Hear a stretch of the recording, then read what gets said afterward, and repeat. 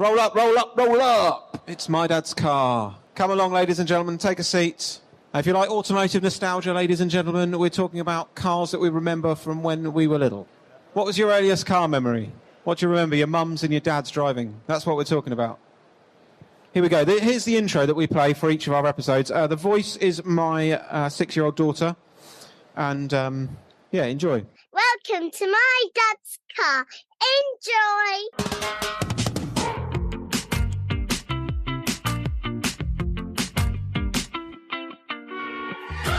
Welcome to My Dad's Car, a podcast discussing our personal relationship with automotive nostalgia. And you know what? It doesn't even have to be about your dad's car. It can be your mum's, your grand's, your parents', guardians, or even a neighbour's. If it made an impression, let's talk about it.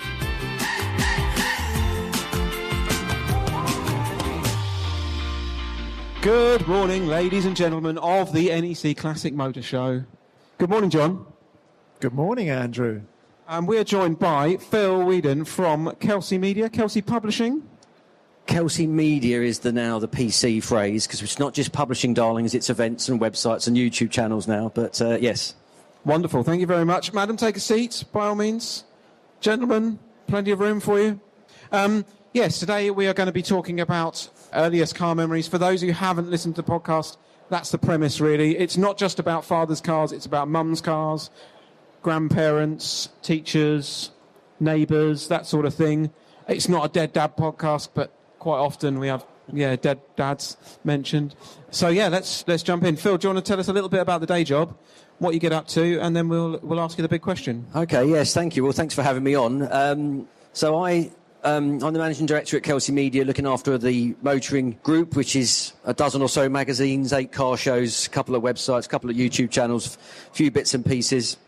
So we keep busy, and yes, I've been doing this for 26 years now and have always loved cars, so it was quite nice to get into a day job that also fueled the hobby or the passion, if you like. So that was good. Nice. And how's the weekend been for you? It's been great, actually. I always loved this show, to be honest. I've been doing it for 20 plus years, so probably half the time it's existed, right? And it's at the right time of the year. Everyone can sort of get together and celebrate everything that's great about the classic car community before we all put the covers over for winter and go and have a nice Christmas, hopefully, and they all do it all over again from the spring, don't we? Exactly, yeah. All right then, Phil, well, we'll jump straight in. We normally ask this question first off. What's your earliest car memory? I don't know if it's my earliest, but it's certainly one of my most distinctive. Sitting on my father's lap, driving his 1979 Talbot Avenger. Had Chrysler badges, but it was a Talbot on the bonnet because it was all that kind of Chrysler sell-off and Peugeot ownership thing. So it was a Talbot Avenger, BFC 184V, remember it well. A white estate car with really garish roof rack on it because he worked in a security company. Okay. But he used to let me sit on the lap. He'd do the pedals, obviously, and I'd do the steering just round a car park while we were picking up my nan from work. So that's a memory. Fantastic. What sort of age do you reckon you were? 4, something like that? 4 or 5, yeah. Yeah? Yeah. And what came after the Hillman Avenger? They went to Fords, actually, after that. Okay. Mark III Escort estate replaced the Avenger, which he rolled catastrophically in a overnight crash. Someone T-boned him, and the car rolled, and it happened 2 weeks after the seatbelt law came in 1983. Wow. And he never wore a seatbelt before then. That and he's changed his convinced mind. that saved his life. What, not wearing a seatbelt? Well, wearing the seatbelt saved his life, because there's no doubt he'd have been thrown in all like a rag doll, because the car rolled 3 times, and that distinctive roof rack that was on the top of that Escort probably stopped the Escort caving in at the time. So they went to Escorts after that. He got promoted and got slightly posher Fords after that, and a Ryan and then a Sierra. So, yeah, there was always a nice company car on the drive, which I always cleaned. Every Sunday I cleaned it for him. And I got really upset if it came back on the Monday dirty. So, yeah. Or on its roof. I probably took more care, or on its roof. I probably took more care of his car than he did, put it that way. But So the Avenger and the Escort, they were company cars, were they? they were company cars. My mum only learnt to drive after my brother was born, so she learnt to drive quite late. So we ended up with a really kind of slightly rough second car, which I think her first car was a Mark I Escort. It was dreadful. It was a really bad condition one, and in fact, it got stolen. Probably good by today's standards. It's probably, yeah. It would be worth a fortune now, even in that condition. But it got stolen, actually, in Sidcup in Kent. Dodgy place. So. Yeah, exactly, right? And For the benefit of the tape, I live in Sidcup. there we go. My uncle still does, so nothing wrong with Sidcup, by the way. It's a lovely place.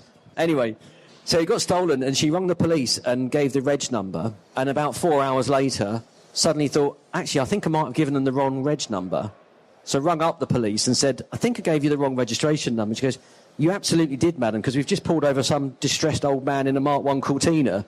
So they were really quite upset. Anyway, they actually did find the car, believe it or not. Clearly, whoever stole it thought, this is not worth keeping, so they just left it abandoned somewhere. But, yeah, I remember that. And then she went on to a Mark II Ford Escort. Yeah. It was a 1.1 popular, so vinyl seats, no headrests, not even a clock or anything decadent like that. And I let off an electrical fire extinguisher inside it. White powder everywhere. It looked like a Hollywood A-listers party in there. It was not pretty. So that was good fun. And then she had a Renault 12, which is a bit of a break from the norm, which I think we bought from a friend who loved his Renaults. He'd bought a Renault 18 and we bought his Renault 12 off of him. But I remember really liking that because it felt like quite luxurious because it had reclining seats and things, which was never a thing. No, true. And it had a cigarette lighter. Like, who knew, right? I burnt my finger on it. I pushed it in, thought, this is interesting. What's that glowing red thing? And if I put my finger on it, what does that do? I think we've all done that. Yeah. It hurts is the answer. But anyway, yeah, that was good fun. So, yeah, lots of really ragged old second cars that we didn't do much in. I think we broke down on the way to Butlins in Bognor Regis in the Renault 12, a clogged fuel filter. Bognor Regis is where I used to live before Sidcup, so this is like a walk down memory lane. I'm actually not stalking you, I can assure you. Very, very strange. Where am I going next? That's the question. Okay, yeah. Where's property cheap? That's exactly like a monopoly board for you and me, isn't it? This is it, yeah. So, yeah, Renault 12 was that. And then, gosh, I think we kept that for a while, actually, and we were going to buy a Renault 5 after that. And for some reason that fell through. I think we got rejected for the finance. Okay. We didn't have the money for it. So we then finally stepped up and bought a Mark IV Escort 1.4 LX. From a dealer? Brand new. Oh, nice. In February 1988 when Halewood was on strike, I think. So they only had 2 Escorts left to sell in the whole county or something. Stratos Silver. There was a marine blue one which we could have had, but we preferred the silver. That was our first... 3-door, 4-door? 5-door. Estate as well? No, that was a hatch, 5-door hatch. And that became my first car. Okay. So that was quite cool. I loved it. I think it was brilliant. Burnt the valve stems out many times on that one. Did you pick that one up on the day? Did you get involved with the picking your car up on the 1st of September, all of that? It was in February, but it was the whole hoopla, flowers for my mum and all that kind of stuff. Okay. It was great. That was a dealer in Dartford, which I can't remember what they were called now. Anyway, yeah. So that was good. Did you go to Dartford? No? A few ballet classes for the kids there, on and off. Yeah, Mick Jagger Centre. Yeah. Well, I went to school at Dartford Grammar, so there we go. So very strange. There we go. Small world. Family memory, this is. Yeah. Not very well, I suspect. Was there any deviation from Fords then, from your dad? Obviously, there was a brief period when the company he worked for took over and they went Peugeot, and he got a 405. Okay. GL 1.9 diesel, the good diesel, and that was good fun. Yeah, that was a good car. That felt quite posh actually. But yeah, no, it fluctuated between Fords and French stuff. So we had the Peugeot. I know that was built in Brighton technically. And when my brother took on my mum's Ford Orion, we bought her a Renault 21. That was a dog of a car. It never ran right. I don't know why. It's actually, again, like a lot of Renaults at that time, probably still now, they were quite nice inside, quite comfortable. Was there any reason for the sort of going for the Renault on occasion? I don't know. I think I've always felt that a lot of French cars, probably more Renaults, always felt like they were quite good bang for buck. Like you'd get a newer, better car than the equivalent BMW or even a Ford or a Vauxhall. You'd get a better spec car. They were probably the Hyundai or the Kia of like the 70s, Possibly. 80s. Yeah, I get that. And even now I've had the soft spot for them. We bought a Renault 21 Symphony as a project car. Oh, what a model name. Yeah, so that was quite nice actually.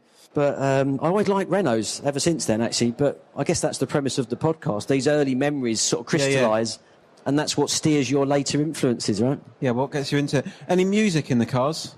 Oh gosh, that's oversharing, isn't it? For a long time it was just me, my mum and my brother. So my memories of that are driving in the car with probably some terrible music like Elaine Page or something. Okay. Dreadful stuff. You look like you might need a case of counselling after that. I think so.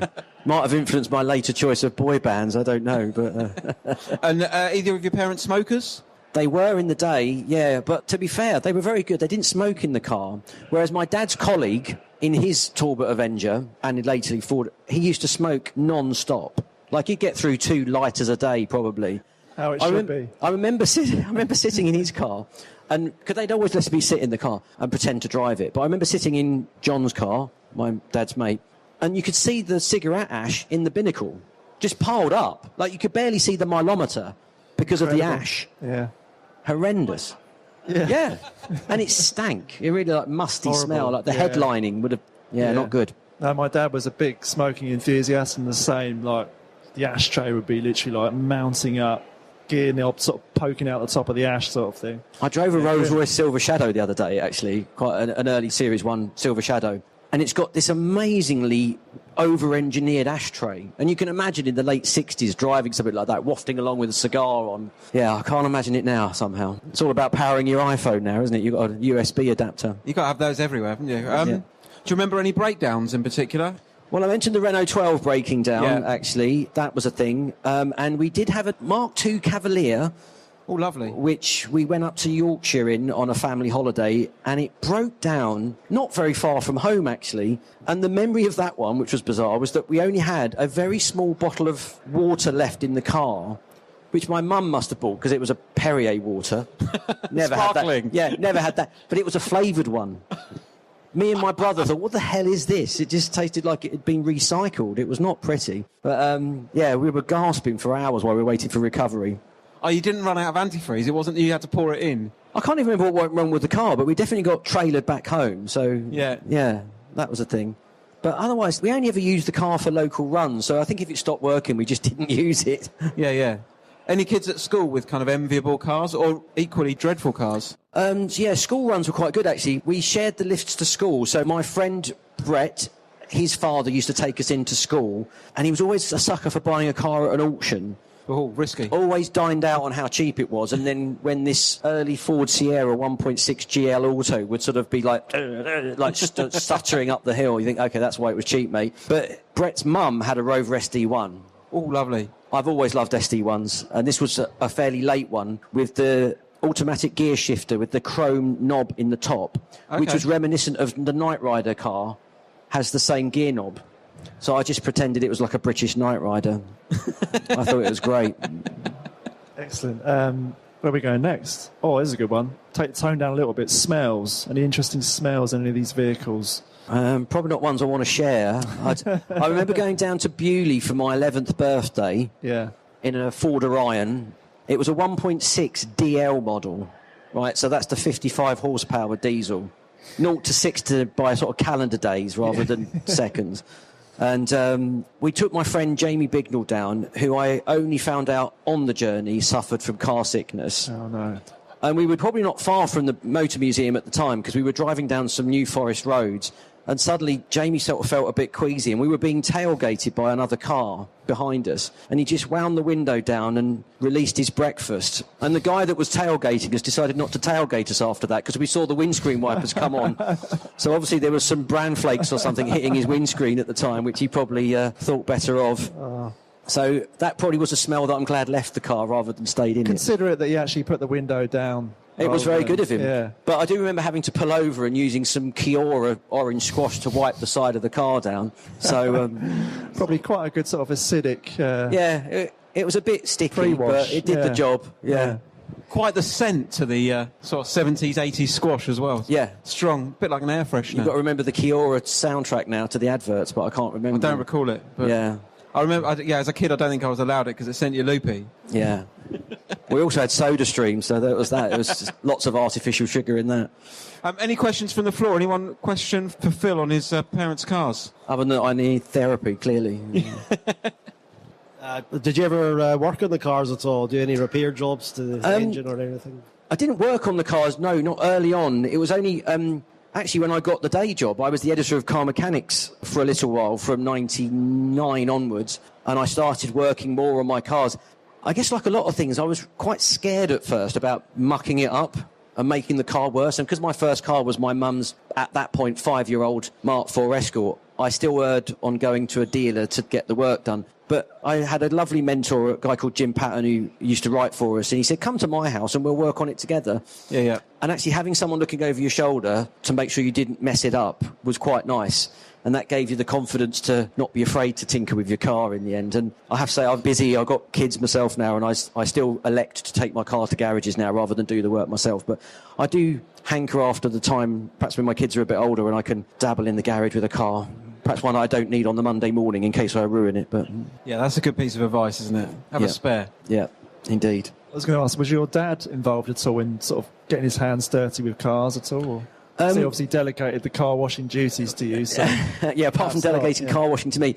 I think when he was younger, he was definitely... Because he used to buy Car Mechanics magazine, because when I got the job, he pulled out a copy that he bought in the 60s when he was sort of learning to drive. And he definitely... Because no one had money to send these cars to dealers or anything, so you did it yourself, right? You had no other choice. And he bought a Mark II Cortina as his first car, and... he loved it, and he did the work himself, and he was very much an advocate of doing that. I think, again, as he got older and his job involved working night shifts and things, he didn't perhaps do as much as he... And when he had a company car, he wouldn't have done it himself. But, yeah, he used to dabble. And I've spoken to him about it now. He's still working. He's looking to retire next year. And I said, look, maybe it's a sort of father-son thing. We buy a project car to do together. You know, we could have it at my place, and it could be one of those sort of father-son bonding things that everyone talks about. That kind of leads me on to my next question, really. Do you think there's a particular vehicle he kind of wished he bought but didn't, maybe? My dad? Yeah.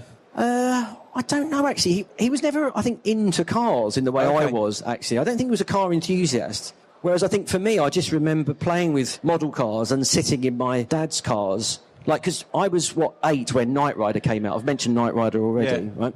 I remember making Knight Rider dashboards out of cereal packets and blue tacking them to the dashboard of my dad's car and then sitting in it, pretending it was a Pontiac Firebird. Bit ludicrous on the driveway when it's just a Ford Orion, but, you know, at the time, I thought I was the Hoff. I was going to ask if you ever draw like a gold eagle on his bonnet. That was... Well, I'll tell you what, there's a memory for you. My mum's friend emigrated to Australia and left us with her Mark I Hillman Avenger. It was an actual Hillman Avenger. Okay.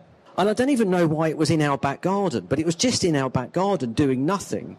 But my brother and I took to it with a permanent marker and put a 01 on the door and a Federation flag on the roof. And we used to sort of climb over the roof and jump into it like we were Bo and Luke. I don't know if she ever wanted the car back, but we'd have probably had to get the Terps out to wash it off if she did. What became of it? I genuinely don't know. I think it probably went to the great car heaven in the sky sort of thing. But yes, it's now in the concourse display here. I've got no idea where that car went. But again, we were living our best life. Over there with a DA polisher trying to get off that. Probably. Take the Kiora over there. Yeah, exactly. Yeah, we've got a bit of leftover from Jamie's escapades. Fantastic. That's thrown me a little bit. You don't know where to go with that. I was going to say... anything that your dad or anyone sort of older than you's owned, what car maybe you would like to get your hands on, or have you got a car that you've bought because someone else has owned one previously? I don't know. It's funny, in the pride of ownership display here is a Mark I Orion. Yeah. And again, being a Ford guy, I love that car. It's not a gear injection that I think most people hankered after. It's a gear model with the posh crushed velour, and I think that would be my car of the show, if I'm honest. And it's that kind of thing, 'cause my dad had an Orion. My head teacher at my junior school had an Orion, and it just... Right. Relatively affordable as well. Yeah, it feels quite accessible. Yeah. I mean, it's an old Ford, right? So it's still worth eye-watering money for what it... It's probably worth more now than it was brand new, right? So... Yeah, potentially. I suspect. So something like that feels like an itch that I'll need to scratch at some point when I've got more time and money. And a bit of space, I guess. Yeah, I mean, the thing is, I've got 4 vehicles on the driveway already. Yeah. That I kind of have to use or lose, and the idea of having a classic that doesn't do much, I probably can't justify at the moment. So the garage is where the treadmill goes at the moment, unfortunately. Oh. Sacrilege, I know. I don't use that either. Thank you very much. I think it's been good fun kind of doing those. Any stories we need to hear from you, which you're kind of itching to tell us, which we've not prompted or poked you for? Oh, not really. That's probably enough of my childhood laid out to bear. Some psychologist can pick apart that later. Apart from the fact that clearly we've passed each other on a bus somewhere. It's in Sidcup. But anyway, yeah. Anyone out there with an earliest car memory they'd like to share with us? Come on up, sir. We'll pass you a microphone and let's hear it. What's your name, sir? Carl. Welcome along, Carl. And what's your earliest car memory? My dad's Mark I Cortina. Okay. And you talked about breaking down. We spectacularly broke down. We were on the way back from the seaside. I remember my dad saying, "God, what's that noise?" The manifold had actually come off. Oh, goodness. So a lot of noise and, panic and, What colour was the car? Do you remember? I don't know what the exact colour was, but navy blue. So, okay. Yeah, and it was a 3-door. One of the early ones was badge console on the bonnet, I think. Yeah. Who was in the car? My sister, I, and my mum and dad. So, we'd had a great day out at the seaside and, we took hours and hours to get home. Well, thank you very much. We're down to one microphone. Anyone else with an earliest car memory you'd like to share? No? Cool. But Phil, farewell. Thank you very much, Phil. It's been good of you to join us. We're down to one microphone. That was My Dad's Car podcast. Yeah, thank you for joining us. Short and sweet for some of you, but see you next year. Cool. Have you got 5 minutes for a wrap-up? Yeah. Yeah, nice to have Phil on, who is MD at Kelsey Media, I think it's now called. So they run, a lot of the car magazines, Classics World, Volks World, etc. Yeah. I think they do mini magazines and all the rest, along with a number of titles aimed at pets. I think very obscure titles, Small Pet Monthly, Hamster Petting Weekly. These may or may not be titles. Sorry, Phil. Gerbil Monthly. Yeah. Ferret Weekly. Oh, that's got to be one, isn't it? Just roll up the magazine and stick it up your trouser leg when you go out the shop. Yeah, no, you obviously met Phil before, haven't you? But it's my first time meeting him, although I probably met him several times. Oh, yeah, he's been stalking you, hasn't he? Yeah, turns out that Phil and I have various logistical links, don't we? So, but no, there's some good stories. One of my strong memories from the chat was him mentioning the use of Kiora for washing out. Somebody vomited out of a window, didn't they? I seem to remember. Yeah, and it went down the side of the car. That was it, yeah. And then the Kiora was then used. Yeah, that was the only suitable liquid. Help with the removal of the vomit. Yeah. We should note that actually we're recording this a number of weeks after having conducted this interview, and probably a few weeks after actually editing it as well. And we have just recorded another podcast. So we've got a head full of other people's car stories. Yeah. But yeah, some nice memories there. The Sunbeam Talbot Chrysler badge engine, which I think we spoke to. Was it Sarah? Her dad had a blue one that he painted. Was that him or was that Jill? I seem to remember seeing a picture. I think maybe it was Sarah. I think it might have been. Yeah, he had one. But yeah, interesting actually. I think probably all of us can relate to kind of sitting on parents' lap doing a bit of driving around a car park. Do you ever do that? I don't think we ever did. I do seem to remember him mentioning it once, but he probably wasn't going to let me loose on his lap in a Merc, to be honest. Yeah. I don't remember doing that, to be honest. No. Have you done it with your kids? No. I've done it on kind of campsites and things like that. Have you? Yeah. And just round the back, they'll sit on your lap and just have it. Tricky in the Porsche, steering's very heavy, but and kind of other stuff. Just let them. It's a harder thing to do nowadays, isn't it? Because all the car parks aren't what they were, are they? They're just full of obstacles now and things. Because that was the sort of prime space to do it, wasn't it, back in the day? And they've all got cameras and Yeah. Sadiq's probably got some sort of child on lap camera in the southeast here. That's real killjoy. Pay 60 quid and they'll let me do it. Sir Sadiq, I should say. Oh, is he really? He's getting a knighthood, I believe. Oh, you're joking. Yeah, that's what I'm hearing. What a shocker. Yeah. What a shocker. So, yeah, children driving cars on laps. I think it absolutely should be encouraged. Yeah, as long as it's safe. Yeah, in a safe, quiet car park environment. Yeah, I think that's important. And then, he mentioned the roof rack, and I seem to recall later on there was some sort of car accident where the roof rack was sort of pivotal in saving him. So a bit of a saviour, yeah. And I think seatbelts involved as well, I believe. Just after seatbelt law came in. But no, Phil was great, wasn't he? And it was good of him to stand in. You can find him on, I think it's on the Classics World website. We'll take you through to all the sort of Kelsey motoring titles. Thank you very much to him. We'll wrap this up. All right, mate. Yeah, all the best. Have a good one. Yeah, speak to you soon. Roll the credits. Thank you for listening to My Dad's Car. I hope you enjoyed the show. Please support us. buy us a coffee and subscribe. And tell all your friends.